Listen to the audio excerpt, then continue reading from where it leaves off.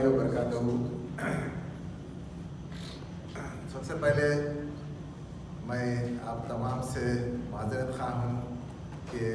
मुझे यहाँ पे पहुँचते पहुँचते बहुत देर हो गई, मगर देर आए दुरुस्त आए, एक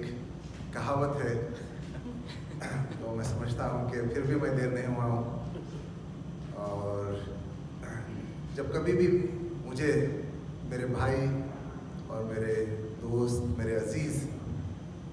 नजीब भाई का इन्विटेशन आता है और फ़ोन आता है तो बहुत मसरत महसूस होती है। और शहनशीन पे मौजूद वसीम भाई और सुप्रीम कोर्ट के लॉयर मिश्रा साहब और इस विलास लॉन्च के फंक्शन में इस कंपनी के managing director mister Shahnawaz Hussain और उनके छोटे भाई शहबाज हुसैन और यहाँ पे मौजूद मेरे मीडिया के साथियों और मेरे प्यारे दोस्तों, जैसा कि आप सब जानते हैं कि तेलंगाना का क़याम 9 साल पहले अमल में आया और सबको ये लगता था कि तेलंगाना बनने के बाद यहाँ तेलंगाना में किस किस्म की तरक्की होगी भी या नहीं होगी। और कई सवाल लोगों के दिमाग में उस वक्त आया करते थे और ख़ास तौर पे जो रियल स्टेट के जितने हमारे दोस्त थे, हमारे अहबाब थे, क्योंकि उस वक्त मैं कांग्रेस में हुआ करता था तो हर कोई ये पूछते थे कि अगर तेलंगाना आएगा तो रियल इस्टेट बिल्कुल ठप हो जाएगा। और सबको एक किस्म की तशवीश उनके दिलों में हुआ करती थी, बहुत परेशान हुआ करते थे, क्योंकि तेलंगाना रजिस्ट्रेशन के दौरान एक किस्म का तातुल का शिकार रियल इस्टेट हो रहा था। मगर आपने देखा कि जब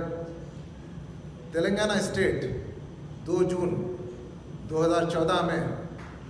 यहाँ पे हुकूमत बनी, उसके बाद से लेके अभी 9 साल के ऊपर का वफ़ा हुआ है और ये 9 सालों में तेलंगाना ने एक बहुत ही मुख्तसर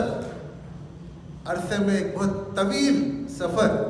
तय किया है। क्योंकि इसलिए मैं आपके सामने ये कहना चाहूँगा कि जो लोगों के दिमाग में, दिल में जो खदशात थे, जिस तरीक़े से हमारे हरदिल अजीज़ चीफ मिनिस्टर जनाब चंद्रशेखर राव साहब और हमारे नौजवान क़ायद जनाब के टी रामाराव साहब और उनकी पूरी टीम ने किस तरीक़े से आज तेलंगाना को सारे हिंदुस्तान में नहीं बल्कि सारी दुनिया में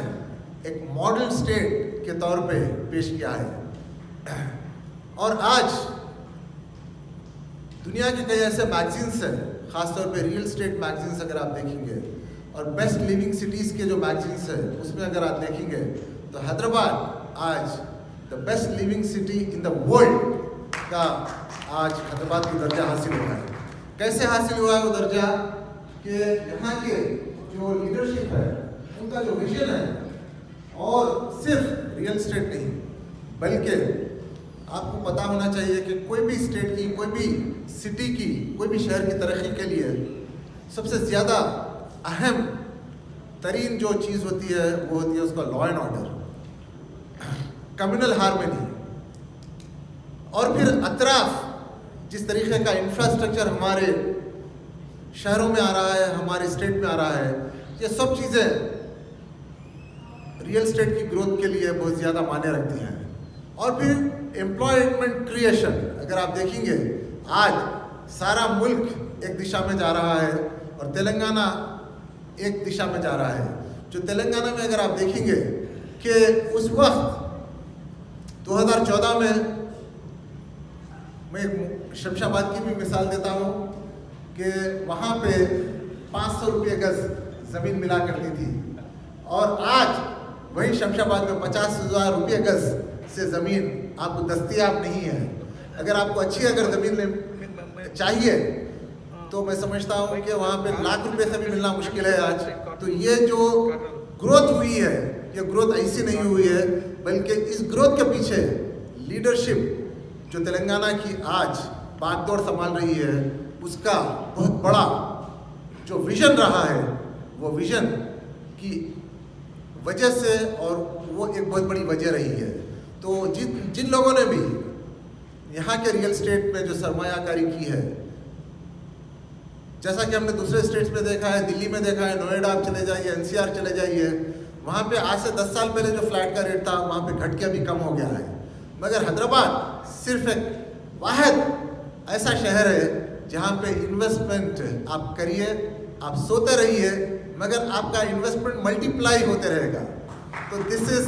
the beauty of our city Hyderabad,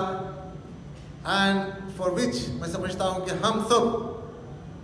हमारे यहाँ की जो लीडरशिप है तेलंगाना के हर दिल अजीज चीफ मिनिस्टर जनाब के चंद्रशेखर राव साहब, केटीआर साहब का तहे दिल से हम शुक्रिया अदा करते हैं कि उन्होंने आज जो ये शहर जो 400 साल पहले कुली कुतुब शाह ने इस शहर की बुनियाद डाली थी, आज उस शहर को दुनिया में एक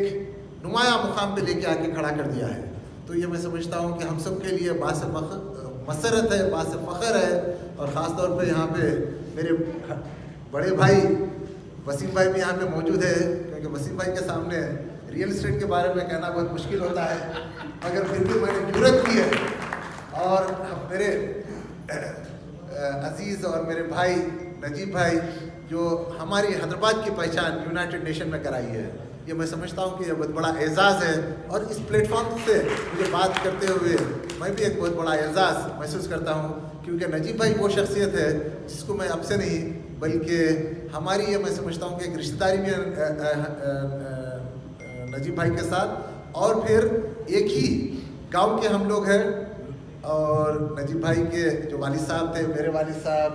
बहुत ही करीबी दोस्त थे, और फिर वही सिलसिला अभी चलते आ रहा है। और अल्लाह ताला से दुआ है कि सिलसिला कायम व दायम रहे। और मेरी अल्लाह ताला से दुआ है कि ये जिस मकसद के तहत ये जो प्रोजेक्ट विलास की जो आज लॉन्च हुई है, कि ये मैं समझता हूँ कि 10 विलास की बात कर रहे हैं, तो 10 विला हैदराबाद के लिए, एक महल्ले के लिए कुछ भी नहीं है। यहाँ पे मैं समझता हूँ कि जो शेनशीन पे बैठे हैं वो एक साहब ही 10 के 10 विला ले सकते हैं उसमें से। तो बस इन चंद अल्फाज के साथ मैं आप तमाम का शुक्रिया अदा करता हूँ। और ख़ास तौर पे एंकर साहिबा का हमेशा बहुत ही खुलूस के साथ जब कभी भी हमें दावत देती है, दावत खिताब बहुत ही खुलूस के साथ वो बुलाती है, और हमेशा अशार के साथ बुलाती है। आज वो अशार कहना भूल गई, मगर मैं समझता हूँ कि तकरीर के बाद वो अशार कहेंगे। शुक्रिया, खुदा हाफिज़, जय तेलंगाना।